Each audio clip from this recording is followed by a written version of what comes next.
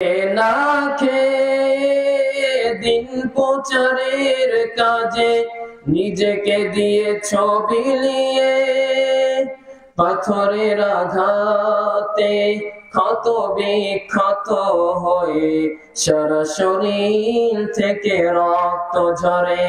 হে রাসূল তোমাকে ভুলি আমি কেমন করে, হে রাসূল তোমাকে ভুলি আমি কেমন করে। বিল্লাহি মিন শুরুরি আনফুসিনা ومن سيئات أعمالنا من يهده الله فلا مضل له ومن يضلله فلا هادي له أي فلا تجد له وليا مرشدا. ونشهد أن لا إله إلا الله وحده لا شريك له الذي لا ضد له ولا ند له، لا مثل له ولا مثيل له ولا وزير له ولا كفيل له، الذي لا شبح له ولا شبيح له لا ولد له ولا والد له، وهو الواحد الفرد الصمد لم يلد ولم يولد ولم يكن له كفوا أحد. ونشهد أن لا إله إلا الله وحده لا شريك له. ونشهد أن سيدنا ومولانا محمدا عبده ورسوله أرسله بالحق بشيرا ونذيرا وداعيا إلى الله بإذنه وسراجا وقمرا منيرا.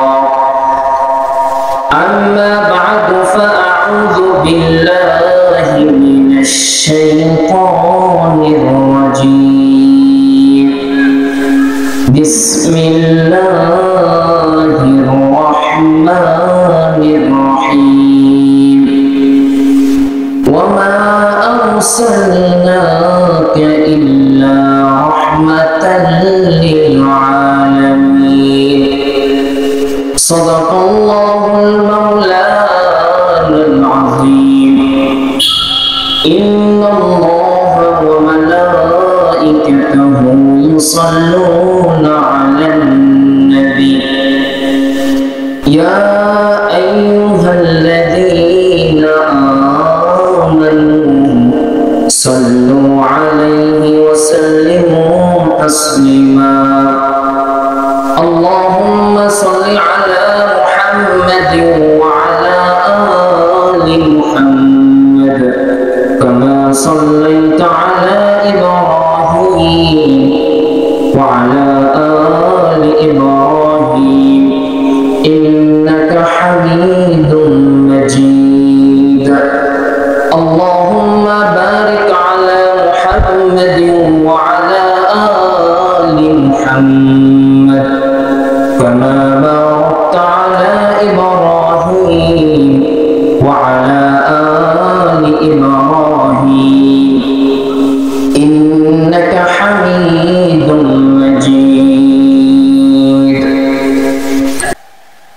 নবুয়তের এই ধারাটা হযরত আদম আলাইহিস সালাম থেকে শুরু হয় এবং আমাদের নবী হযরত মুহাম্মদ সাল্লাল্লাহু আলাইহি ওয়াসাল্লাম পর্যন্ত এসে নবুয়তের এই ধারাটা শেষ হয়।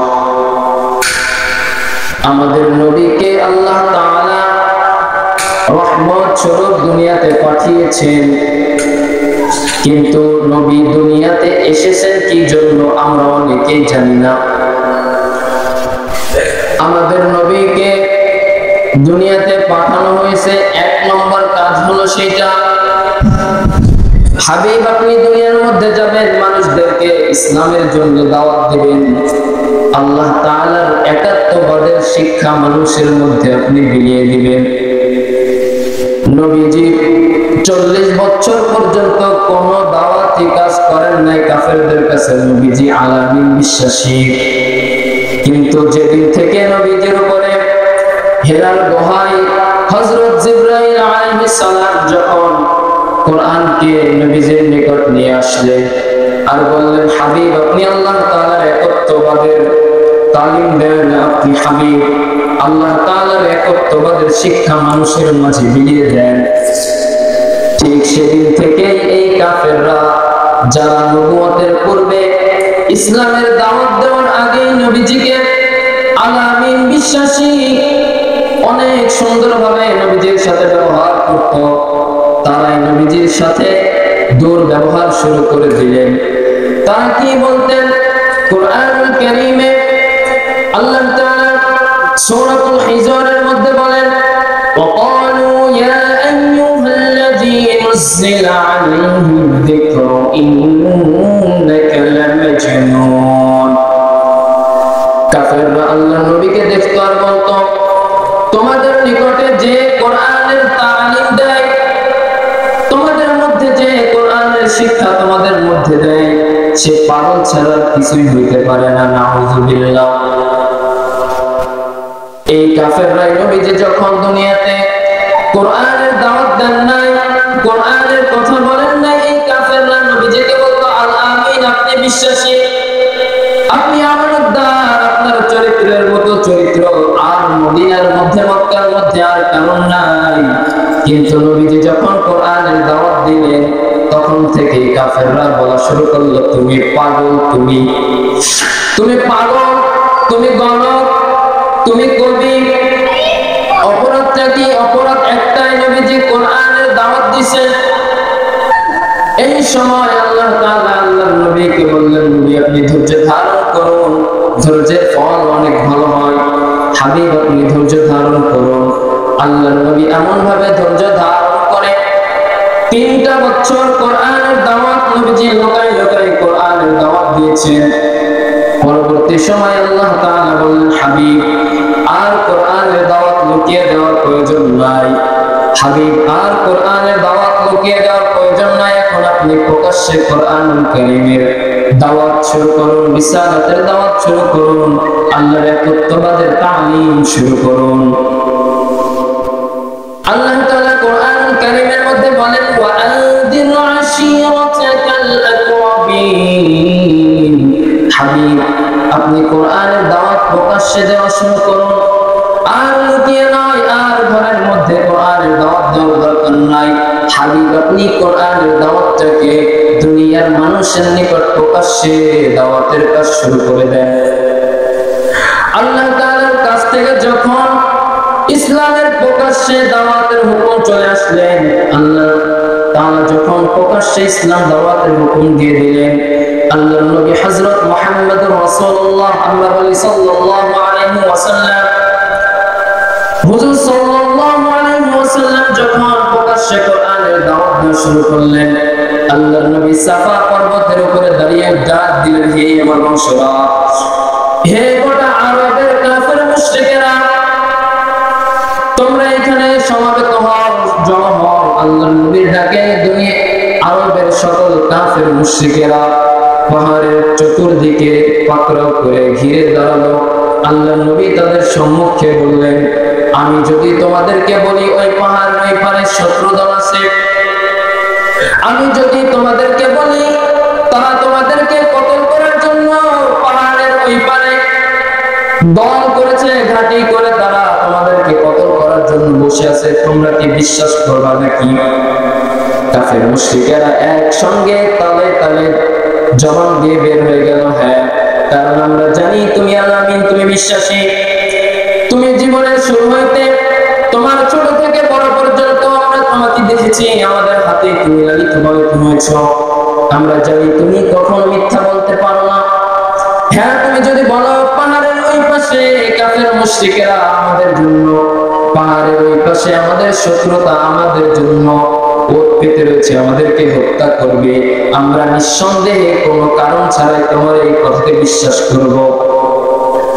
আল্লাহর হাবিব বললেন, যদি তোমরা আমার এই কথাটাকে বিশ্বাস করো তাহলে শুনে রাখো, আল্লাহ সুবহানাহু ওয়া তাআলা তোমাদেরকে জাহান্নামের আগুন থেকে বাঁচানোর জন্য, জাহান্নামের আগুন থেকে বাঁচানোর জন্য, জান্নাতের জন্য তোমাদেরকে আমাকে তোমাদের নিকট পাঠিয়েছেন রিসালাতের তালিম দেওয়ার জন্য, কোরআনের শিক্ষা দেওয়ার জন্য, আল্লাহর একত্ববাদী করার জন্য। আল্লাহর নবী বললেন কি, তোমাদেরকে আল্লাহ তাআলার একত্ববাদের জন্য আমাকে দুনিয়ার মধ্যে পাঠানো হয়েছে। এই কথা যখন আল্লাহর নবী বললেন, কিতাবের মধ্যে বুখারী শরীফের হাদিস, আল্লাহর নবীর চাচা আবু লাহাব আল্লাহর নবীর উপরে ক্ষিপ্ত হলেন এবং বললেন, তাব্বান লাকা আলি হাযা জামা'তানা। মুহাম্মদ, আমরা বলি সাল্লাল্লাহু আলাইহি ওয়াসাল্লাম, তুমি কি এই কথা বলার জন্য, এই আবল তাবল কথা বলার জন্য আমাদেরকে এখানে ডাকছো নাকি? যখনই আল্লাহর নবী কথা বললেন আল্লাহর নবীকে যে তুমি কি এই কথা বলার জন্য আমাদেরকে ডাকলেন নাকি, এই কথা যখন বললেন, আল্লাহ তাআলা আরশে, আল্লাহ তাআলা আরশে আজিমে কথাটা চলে গেল। আল্লাহ তাআলা বললেন, হাবিব, আপনাকে বলেছে আপনি কথা বলার জন্য আমাদেরকে ডাকছেন নাকি? আপনার উপরে, আপনাকে তারা কটূক্তি করছে, আপনাকে খারাপ কথা বলছে, হাবিব আপনার কোনো উত্তর দেওয়ার দরকার নাই, আমি আল্লাহ তাআলা আরশে আজিম থেকে আবু লাহাবের উত্তর দিয়ে দিলাম। আল্লাহর নবীকে আবু লাহাব বলল, মুহাম্মদ তুমি ধ্বংস হও। কোরআনুল কারীমে সূরাতুল লাহাব আল্লাহ তাআলা নাযিল করে রব্বুল আলামিন কোরআনুল কারীম উল্লেখ করে দিলেন, তাব্বাত ইয়াদা আবি লাহাবিন ওয়া তাব মা আগনা আনহু মালুহু ওয়া মা কাসাব সায়াসলা নারান যাতা লাহাবিন ওয়া ইমরাআতুহু হাম্মালাতাল হাতাব ফি জিদিহা হাবলুম মিন মাসাদ। আবু লাহাব বললেন, মুহাম্মদ তুমি ধ্বংস হও। আল্লাহর নবীর কোনো জবাব দেওয়ার দরকার নাই, আল্লাহ তাআলা আরশে আজিম থেকে আবু লাহাবের ধ্বংসের কোরআনুল কারীমের মধ্যে সূরা লাহাবের মধ্যে আবু লাহাবকে ধ্বংস করলেন আল্লাহ তাআলা। শুধু তাই নয়, এই দ্বীনের জন্য আমরা তো নামে মুসলমান, বাপ দাদার থেকে মুসলমানের ধর্ম পেয়েছি, বাপ দাদার থেকে নামে মুসলমান। এই মুসলমান শব্দটা বলতে যত সহজ, আসলে এতটা সহজ নয়। শুধু তাই নয়, নবীজি এর পরবর্তী যখন নবীজিকে কোনোভাবেই দাওয়াতি কাজ থেকে আটকানো যায় না, নবীজি ইসলামের জন্য দাওয়াত দিতেই থাকেন। ইতিমধ্যে নবীজির ব্যাপারে অনেক ষড়যন্ত্র, কাফের মুশরিকেরা সকলে মিলে নবীজির ব্যাপারে একটা ফয়সালা নিল, যাও মুহাম্মদকে কিছু কথা বলো, মুহাম্মাদের সঙ্গে চুক্তির মধ্যে আবদ্ধ হও। কাফের মুশরিকেরা সকলে মিলে আল্লাহর নবীর নিকট হাজির এবং সকলে মিলে আল্লাহর নবীর নিকট বললেন, মুহাম্মদ, আমরা বলি সাল্লাল্লাহু আলাইহি ওয়াসাল্লাম, তুমি যদি এই মক্কার মধ্যে রাষ্ট্রীয় পর্যায়ে কোনো ক্ষমতা চাও, তোমাকে ক্ষমতা দেওয়া হবে। কি দেওয়া হবে? মুহাম্মদ, তুমি যদি চাও দুনিয়ার মধ্যে, এই মক্কার মধ্যে, এই আরব দেশের মধ্যে তুমি যদি ক্ষমতা চাও, তোমাকে ক্ষমতা দেওয়া হবে।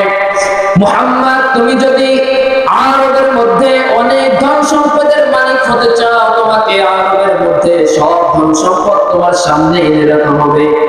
মুহাম্মদ, তুমি যদি আরব দেশের মধ্যে, তুমি যদি এই আরবের মধ্যে সবচাইতে সুন্দর রমণী কোন মহিলাকে বিবাহ করতে চাও, তাও তোমার সাথে করাই দেওয়া হবে।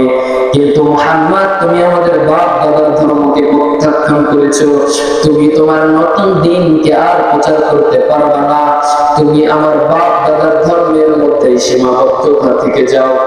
আল্লাহর নবী তাদের প্রস্তাবকে প্রত্যাখ্যান করলেন। শুধু তাই নয়, রাসূল মুহাম্মদ, আমরা বলি সাল্লাল্লাহু আলাইহি ওয়াসাল্লাম, ডাক দিয়ে বললেন, হে মক্কার কাফেরেরা, হে আমার চাচারা, হে আমার বংশের গোত্রের লোকেরা, শুনে নাও, তোমরা শুধু আমাকে মক্কার ধন সম্পত্তি নয়, মক্কার মধ্যে সুন্দর রমণী আমার সঙ্গে বিবাহ দিবা, শুধু তাই নয়, সমস্ত ক্ষমতা আমার হাতে দিবা, শুধু তাই নয়, দিনের পশ্চিমে যে সূর্য অস্ত যায়, এই সূর্যটাকেও যদি আমার এক হাতে এনে দাও, এবং রাতের বেলা আকাশে যে চাঁদ দেখতে পাই, এই চাঁদকেও যদি আমার আর এক হাতে এনে দাও, আমি নবী আল্লাহ তাআলার দ্বীনের একত্ববাদের তালিম দেব, আমি মানুষকে হেদায়েত, নিজের জীবন ত্যাগ করব না। সুবহানাল্লাহ। আল্লাহ তাআলা আল্লাহর হাবিবকে এত মর্যাদা বানিয়েছেন, এত সুন্দর করে আল্লাহ তাআলার হাবিবকে আল্লাহ তাআলা বানিয়েছেন। এই হাবিব দ্বীনের জন্য কি করেছেন? শুধু তাই নয়, আল্লাহর নবী শুধু দ্বীনের জন্য এতটুকুই কষ্ট করেন নাই। যখন আল্লাহর নবী দেখলেন মক্কার মধ্যে কাফেরদেরকে ইসলামের দাওয়াত দিয়ে কোনো ফায়দা হইতেছে না, কাফেরদের মধ্যে একজন আল্লাহর রাসূলের কথা আল্লাহর রাসূলের কথা অনুযায়ী চলতেছে না, আল্লাহর নবীর কথা যখন তারা শুনতেছে না, আল্লাহর নবী চিন্তা করলেন ইসলামের দাওয়াতটা এখন একটু অন্য কোথাও নিয়ে যান। আল্লাহর নবী তায়েফের দিকে রওনা দিলেন। তায়েফের বাসীদের নিকট যখন আল্লাহর নবী গেলেন, যে তাদেরকে আল্লাহ তাআলার দ্বীনের একত্ববাদের তালিম দেয়, কিসের তালিম? দ্বীনের একত্ববাদের, আল্লাহ এক, আল্লাহর ইবাদত করো, যে ইবাদতের মাধ্যমে তোমরা জান্নাতের মধ্যে দাখিল হতে পারবা। যখন আল্লাহর নবী তায়েফের নিকট গেলেন, তায়েফবাসীদের নিকট আল্লাহর নবী 10 দিন, কয়দিন? 10 দিন, টানা 10 দিন আল্লাহর নবী না খেয়ে কাফেরদের নিকট ইসলামের দাওয়াত দিয়েছেন, কিন্তু কাফেররা দাওয়াত গ্রহণ করেন নাই। পরবর্তী নবী যখন চলে আসবেন, কাফেররা এলাকার কিছু দুষ্ট ছেলেদেরকে বলল, যাও, মুহাম্মদ যখন এখান থেকে চলে যাবে, তোমরা মুহাম্মাদের উপর পাথর নিক্ষেপ করবা। কাফেররা যখন বাজারের দুষ্ট ছেলেদেরকে লাগিয়ে দিলেন, আল্লাহ নবী যখন তায়েফ থেকে চলে আসবেন, আল্লাহ নবীর শরীর মোবারকের উপরে এই কাফেররা পাথর লেন। নাউযু বিল্লাহি মিন যালিক। আল্লাহ নবী বলেন, হে আমার উম্মত, তোমাদের মধ্যে দ্বীন ইসলামকে কায়েম করার জন্য, দ্বীনের দাওয়াতকে তোমাদের নিকট আনার জন্য আমি নবী নিজের শরীরের মধ্যে পাথরের আঘাত খেয়েছি। নবীর শরীরের মধ্যে কেমন পাথরের আঘাত খেয়েছেন আমরা জানি, চিনি কিনা? সকলে আমরা জানি, চিনি। নবীজির পিঠের মধ্যে, পিঠের উপরে এত ছোট ছোট এত অনেক পাথরকে মারা হয়েছে। নবীজির পিঠের মধ্যে জালের ছিদ্র নেই, পাথরের দাগ বসে গেছে। এত কষ্ট করছেন দ্বীনের জন্য। শুধু আল্লাহ নবী দ্বীনের জন্য কষ্ট করেন নাই, আল্লাহ নবীর আল্লাহ নবী দ্বীনের জন্য কষ্ট করেন নাই, আল্লাহ নবীর একটা সাহাবা হযরত বেলাল রাদিয়াল্লাহু তাআলা আনহু যখন ইসলাম গ্রহণ করলেন, হযরত বেলাল যখন আল্লাহর নবীর হাতে হাত রেখে ইসলাম গ্রহণ করলেন, উমাইয়া খলিফা হযরত বেলালের যিনি মৌলিক ছিলেন, মালিক ছিলেন, তিনি বললেন, বেলাল, ইসলামকে ছেড়ে দাও, নইলে কিন্তু তোমার উপরে জুলুম নির্যাতন চালানো হবে। হযরত বেলাল রাদিয়াল্লাহু তাআলা আনহু ডাকতে বললেন, উমাইয়া, জীবন চলে যাবে তবুও ঈমান যাবে না, জীবন চলে যাবে তবুও ঈমান যাবে না। হযরত বেলালকে পরাপর অনেক দিন খাবার দেওয়া হয় নাই, দেখে তাতেও তার ঈমানের চেতনা কমে না। এরপরে হযরতকে বেলালে হাবশী রাদিয়াল্লাহু তাআলা আনহু হযরত বেলালের শরীরের মধ্যে উটের রশি পেঁচিয়ে এলাকার সমস্ত কাফের মুশরিকদেরকে বললেন, বেলালের এই রশি ধরে টানতে টানতে গরম বালুর উপরে টানা হেঁচড়া শুরু করো। এমন ভাবে এক একটা সাহাবীদেরকে কষ্ট দেওয়া হয়েছে।